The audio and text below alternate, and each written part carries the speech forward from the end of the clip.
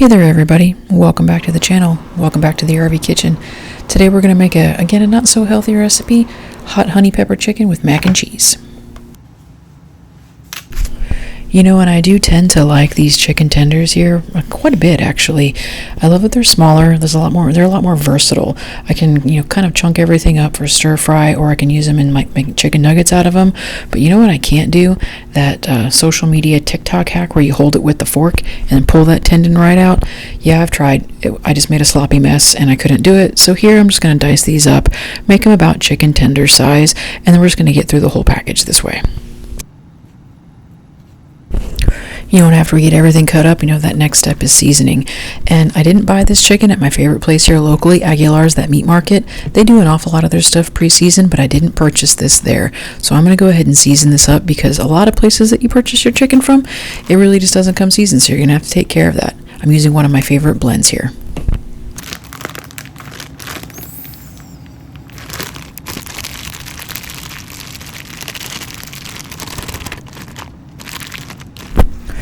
Once you get that chicken marinating, it's time to start worrying about boiling up your pasta.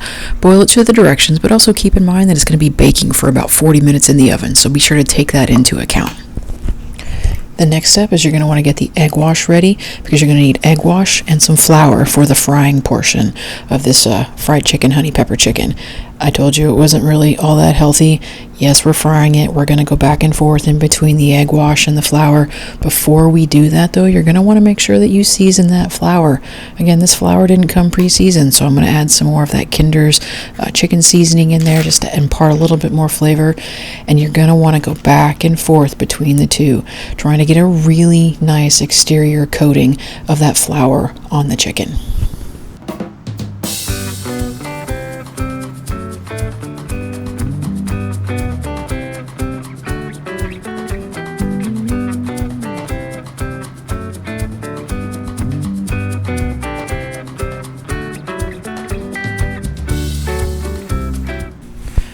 After you have a really good coat on the chicken, then you're going to need to start working on your cheese sauce for the mac and cheese portion. You're going to want to start with melting a fair amount of butter. You're going to add in some flour. I don't quite do equal parts of flour and butter, but you're going to want to then just kind of cook that flour down. You're going to have to first melt the butter, and then you're essentially trying to cook the flour taste out of the butter. And once it's all melted, it's going to start to boil a little bit, and that's going to be your cue to start adding in your either milk or heavy whipping cream. You can use either one. If I use regular milk, then I'll just add a little bit more cheese, but I'll also just put it on a little bit lower and keep the heat on it so it just thickens up to the consistency that you're looking for.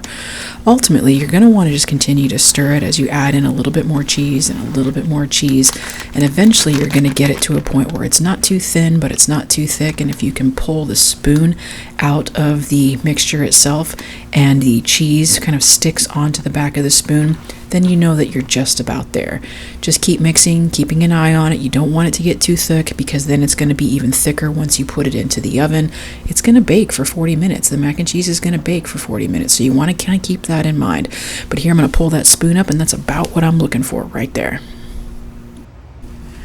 And once that cheese is ready to go in there, you're going to want to pour that in there, and then just try to do a really good job mixing everything together. Try to get it down in the little nooks and the crannies of your dish. Make sure every noodle is covered with cheese.